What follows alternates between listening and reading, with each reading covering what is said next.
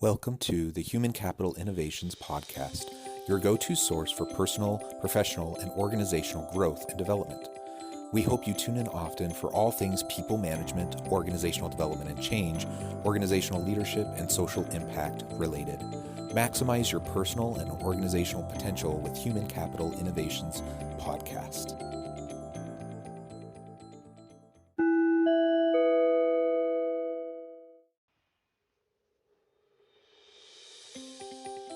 Welcome to the Human Capital Innovations Podcast. In this HCI podcast episode, I talk with Eric Pfeiffer about establishing a leadership culture to engage Millennial and Gen Z workers.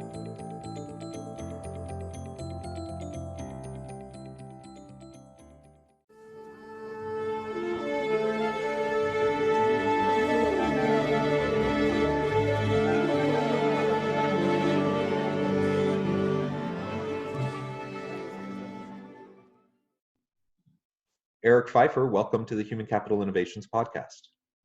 Thank you so much for having me.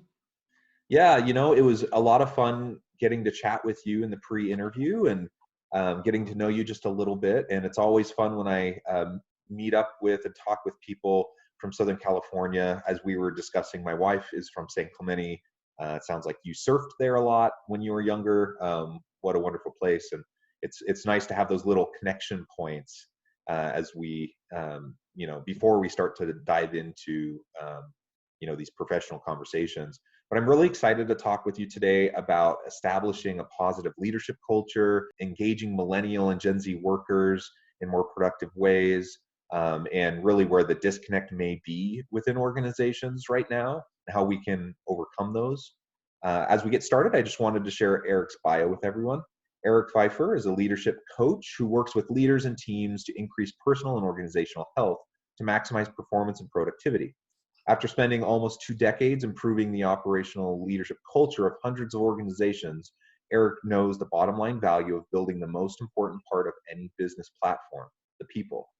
A small investment in the leadership culture of any organization is guaranteed to pay incredible dividends. He currently is working with leaders and organizations in the construction, hospitality, restaurant, financial, pharmaceutical, and professional athletics industries. And what an interesting kind of portfolio of clients that you have, the range of activities that you're involved in. And I'm just super excited to have the chance to talk with you today. Anything else you want to share with listeners by way of background before we launch in?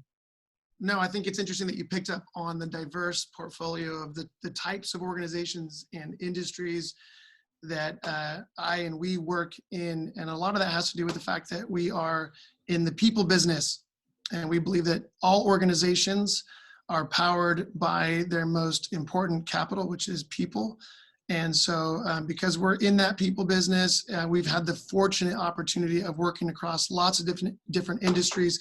And what we find is all the cross-pollination from different organizations, different cultures is actually incredibly helpful versus staying maybe more industry specific in terms of the work that we do. Yeah, I feel the same way. My portfolio is similarly quite diverse. So, but people issues are fairly similar across different types of work, different industries, different levels of jobs within organizations. Now, obviously, there's nuances and there are specific differences, but people are people and people are complex and organizations are complex, and a lot of the same types of issues just surface over and over and over again across different organizational types. But really, again, to your point, there's just so much overlap, and I love the cross-pollination approach because I think too many people get caught up in their disciplinary and functional silos or their industry silos, and when that happens, you just fail to make the important connections across diverse ways of thinking that hinder your ability to innovate, really. So it's super important. And I would even add with that when you've got so many different types of people that are coming into one organization, the reality is every person represents their own culture, their own background, their own paradigms and perspectives. And so to go into any one organization, regardless of the industry, and expect that everybody kind of is coming with the same set of assumptions or preconceived ideas is what gets people in trouble. We just kind of assume, hey, everybody else is like me, and so everybody's going to want to play the same way I play. So we found that working in a lot of different contexts has actually helped us to identify and clarify what are those characteristics or common traits or issues that are just prevalent across any organization, because you're dealing, like you said, with people, and there's a degree to which people are people, and we all share some similarities, and yet there's this robust and rich diversity amongst all people based on all of the different influences and investments they've had. But being able to recognize that it doesn't matter if you're in the construction industry or in the law industry or you're in the athletic industry. You've got so many different people coming into the same space and trying to help them all function and work together harmoniously. That's the challenge that I think people have been dealing with since people existed. So. Yeah, absolutely. And, we're not a monolith. So even when you get people that share values and ideologies, they are from similar socioeconomic backgrounds, similar cultures. Even within those situations, everyone still has their unique set of motivators and kind of their own priorities and where they're at in their own life stage. All that factors in. So you're absolutely right. We always need to be, we default to talking in generalities a lot because that's easier, but we always have to remember that it's really important that we look at each individual person. And that's from a leadership standpoint, that's one of the main roles of an effective leader, is just know your people. Don't take anything for granted. Don't assume they're like you. Don't try to make them like you, but you tap into their unique strengths and help them fulfill their potential. That's so good. I couldn't agree more. Well, so as we get started, there are many challenges, obviously, within organizations today, but what do you see as some of the biggest problems with leadership cultures in the organizations that you've worked with, and how have you helped them to work towards resolving them? Yeah, that's a great question, John. And there's actually a lot of different aspects, and I'm sure that you can include a few of your insights as well. Probably one of the most significant challenges in any leadership culture is how often we find that people don't really understand what culture is. Culture is kind of one of these words. It's kind of an enigma. Like we use the word, we talk about it like we all know what we're talking about, but more often than not, when you ask somebody, hey, how do you assess, define, articulate your culture? And you're going to get as many different answers as you ask people that question. And so this is a simple, rudimentary, but very, very effective way of helping people understand what their culture is. If you remember an old song, I can't remember the artist, but this is how we do it. Like we know that line, right? And that is, in the simplest way I can say, a very helpful way of understanding what is culture. Culture is really the kind of the default, most predictable default patterns of behavior that you find within any context, even an organization. And so once you're able to begin to identify what culture is, you can tackle it. If you don't know how to identify culture, you can rewrite your vision statement, your value statements. You can bring in a bunch of people to talk to us about symbiotic work environments and how do we do this and that. But at the end of the day, you don't know what you're tackling, because more often than not, when people are talking about culture, they're really addressing the symptoms, not the systemic issues. And so if we don't know how to identify the symptomatic or symptom issues, and then to draw the connection down, I think of like a tree and its roots. We're upstairs cutting off branches and trying to change the tree above the ground, but culture is very much rooted in the kind of ideologies, attitudes, but what I would say more importantly, the predictable behaviors that people engage in within any particular context. So just number one, we've found people just don't know how to identify what culture is. And so it becomes an enigma and it becomes ambiguous. And so we take a bunch of swings at it, but we're not changing much. Another massive deal is this issue when we talk about shared language. is you have all these different people coming into a work environment, no matter how much they share similar passions or interests, like we talked about before. We don't realize that you don't need to go to another country to enter into conversations with people who have a different language than us. I mean, I've been married almost 20 years, and I can tell you, Men Are From Mars and Women Are From Venus is one of the best books I ever read, because it helped me understand that even though we both speak English, because we're different human beings, we actually are speaking with a different language. We mean different things by the words or phrases that we're leveraging.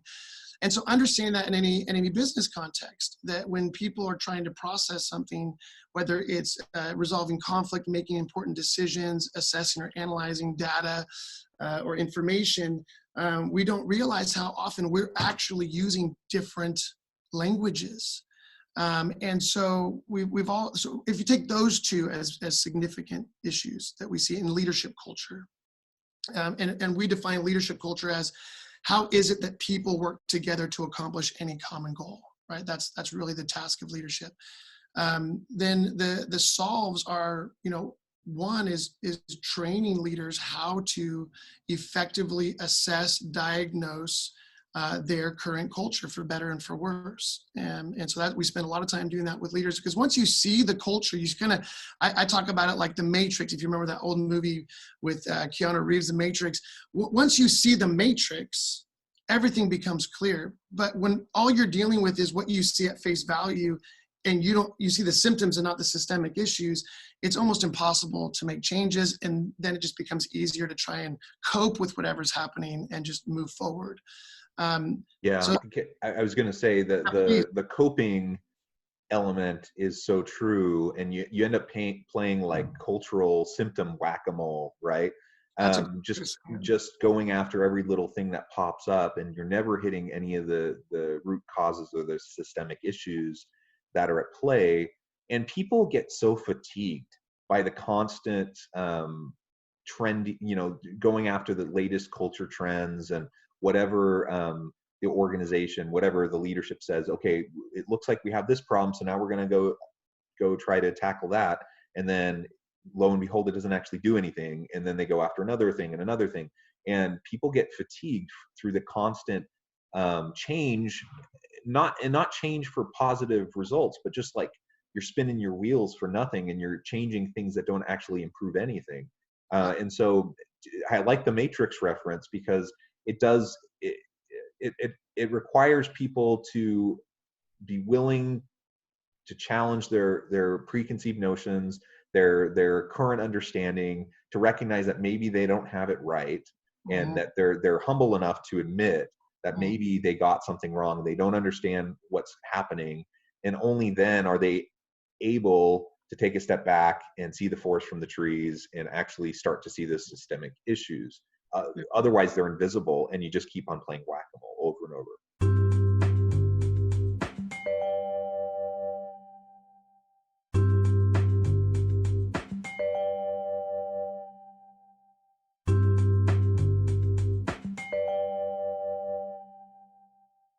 You got it. Well, early on in my career, I spent a lot of time coaching people through marriage, through challenges, through big decision making, through conflict resolution stuff. And that's the context where I first began, and even in the context of my own marriage, but began to realize that two people who love each other, who have committed their life to each other, who are trying to succeed together, at the end of the day, like you said, I mean, they're playing this kind of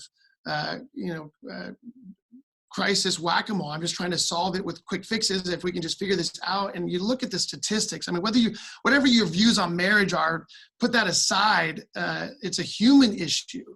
Is that when two human beings commit themselves to a kind of partnership, whether it's a marriage or business, and we discover that we don't have the basic skills for partnering effectively together, because we're both coming with very different backgrounds and paradigms and perspectives. Learning how to identify the systemic issues. If we don't learn how to do that, then we're never going to have a hope for a different way forward. And you can kind of patch it up and band-aid the problems, but at the end of the day, we end up with these significant relational hemorrhages and breakages and dysfunctions. And I tell people, I mean, if the statistics on marriage are becoming increasingly more blight and hopeless, it's the same exact issues that are at the very center of what makes it so difficult within the business context to partner with other human beings. If we learn how to assess those, and we recognize that the way forward is not actually, here's the second part, is the way forward I've discovered is not that we go in and make everybody's paradigms and values conform to ours. And we how do we fix all this stuff? It's like in marriage, I tell people, you can go in and spend the rest of your life talking about what did or didn't happen when you were 3 years old and 10 years old, and that stuff matters. But more importantly, we need a different way forward. We need to be able to recognize, hey, you know what we're doing isn't working. And what we need is, this brings me to the second point, we need a shared language. We need shared practices that we can agree toward the pursuit of shared outcomes. And once those are clarified, I find that a lot of the systemic issues that, you can spend, a lot of money, on counseling or different processes. But at the end of the day, I think the glue that holds people together is actually making a choice.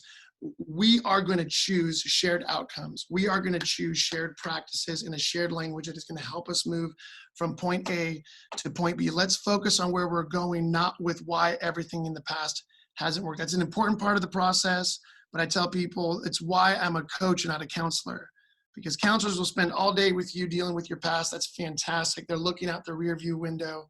As a coach, I want to help us focus on a way forward that we can all agree on. And once we start getting the shared outcomes, it brings new life into the relationships and the partnerships. It gives people encouragement. And at the end of the day, that's what people are looking for. We want win-win situations. Yeah, I mean, that's interesting that you have that background too in working with marriages. I've joked on the podcast before that I'm a bit of the black sheep in my family because all of my family are all social workers and therapists. So they work with people, but they work with them in that way. And then I'm the guy who does the same kind of stuff, but I do it in business, right? Yep. And you know what? Honestly, when we get together and talk, we have a shared language because it's the same stuff. It's the same sorts of issues over and over again. It's about developing and maintaining trust. It's about communicating effectively and so on and so forth. So I think all of what you just said is great, and it's helpful and just a good reminder to all of us and everyone who's listening, that people issues are people issues, and because people are complex, we can't shortcut an approach to effectively working together. Like, you just can't. And it doesn't matter if you're talking about a 20-year marriage. I've been married for 18 and a half years. Same thing, like my wife and I have to work at it because we know each other. We know we're committed to each other. We know we love each other. But miscommunications, even after 18 and a half years, still happen. And the same, if that happens in a marriage where you know each other that well, of course it's going to happen in the workplace, where you spend a significant amount of time with each other, but it's not, that as significant as a marriage. And so we just have to be committed to the consistent approaches to having healthy relationships all the time. And that actually gets me to the next thing I wanted to talk about with you. Sometimes we see a culture disconnect between baby boomer and Gen X employees, and then comparing that with the millennial and Gen Z employees, where there's just a disconnect. They're not speaking the same language. They have different core drivers and motivators. They prioritize things differently. So what are some of the issues you've seen in relation to the different age cohorts? Again, speaking in huge generalities here, but what are some of the things you've seen in ways that organizations can move forward effectively to engage and motivate millennial and Gen Z workers? Yeah, it's a great question. I mean, again, there's so much we could say on this subject, and much of which I'm not even qualified to speak into. I'm more of an armchair sociologist when it comes to the different generational, just the differences.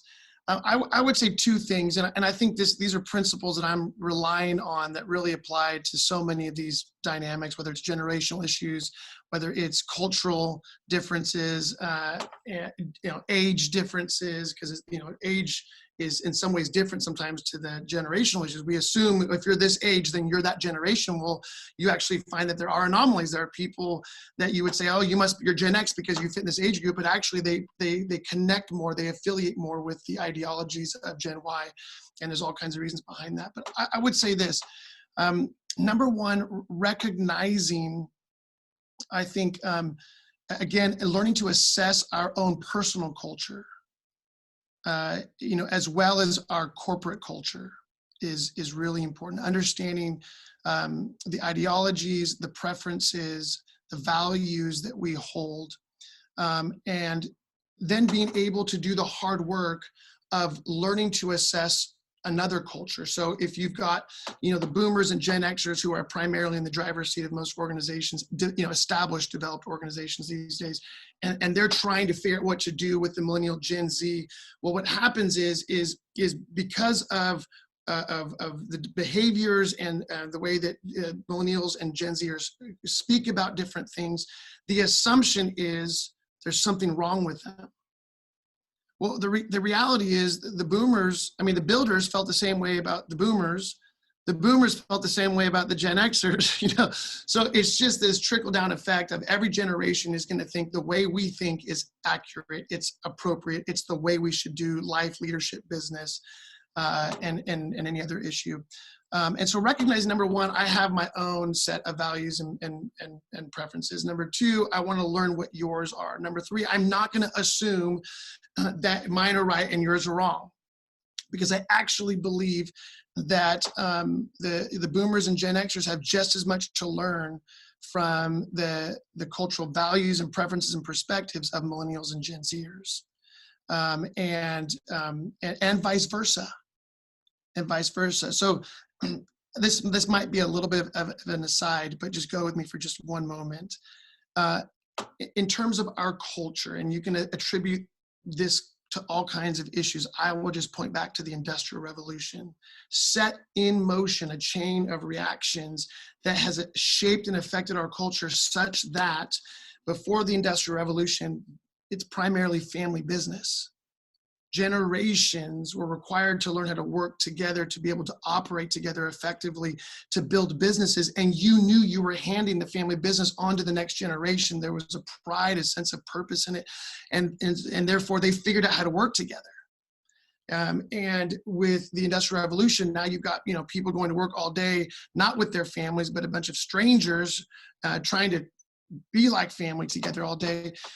What you've got is you've got this dynamic of people are no longer feeling obligated to work with different generations. They're no longer feeling obligated to figure each other out. There isn't this sense of, hey, the future of this organization depends on you, because if you don't work, I'll find somebody else to make it work. And again, I'm not saying that every business should be a family business, but only to say that I think in large swaths of corporate America, for lack of a better phrase, we've lost this sense from the older generations of their responsibility to raise up, to train, to develop the younger generations to take over. And for the younger generations, they're coming in and sometimes overreacting to what they're experiencing and deciding, you know what, screw you, mom and dad, screw you, grandpa and grandma, I'm going to go do my own thing. Now, remember, those weren't options 200 years ago for the most part.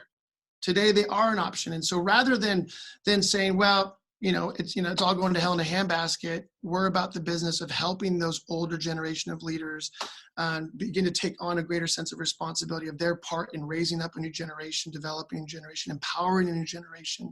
And the younger generation, helping them to understand that you need these older generations, you need mentors. You need these kind of business father, mother figures that are going to help you find your way into your future. Yeah, I love that. I love the historical perspective as well. Eric, the time has flown by. We're getting close to the end of our time together. I really appreciate all of your insights. Before we part today, though, I wanted to make sure I gave you a chance to share with listeners how they can get connected with you, find out more about what you're doing, and anything else you'd like to share by way of closing comments. I appreciate that, John. Thanks for having me on today. Easy ways to get a hold of me is on LinkedIn, obviously, just Eric Pfeiffer, and my last name is spelled like Michelle Pfeiffer, so that should be easy to look up in Google. Our website is Empower, MPWR, so the word empower without the vowels. That was my millennial business partner's idea. So that's a lot of fun that I get to work in every day now with a different generation. But empowercoaching.com. They can find out more stuff there. We do have a book that is well on its way to coming into reality. Should be out right at the turn of the new year. And the working title is Leadership Gravitas, which is really taking people through a practical process of increasing your leadership capacity so that you become a leader that other people want to follow. Wonderful. Thank you, Eric. And perhaps I could have you back on when the book launches. Absolutely. We could talk more about that. That would be awesome. But thank you so much for joining me today. Again, I hope listeners will reach out, get connected with Eric, find out more about what he and his organization can do for you. And as always, I hope you all stay healthy and safe, that you find meaning and purpose at work each and every day. And I hope you all have a great week.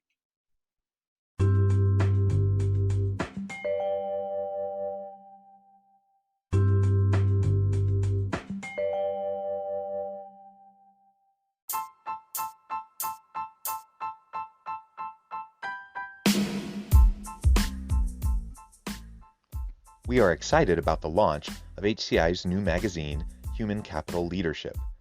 Human Capital Leadership is a free, interactive e-magazine designed to help individuals, leaders, and organizations find innovative approaches to maximize their human capital potential. We will be publishing issues quarterly in August, November, February, and May. Check out the first issue and let us know what you think.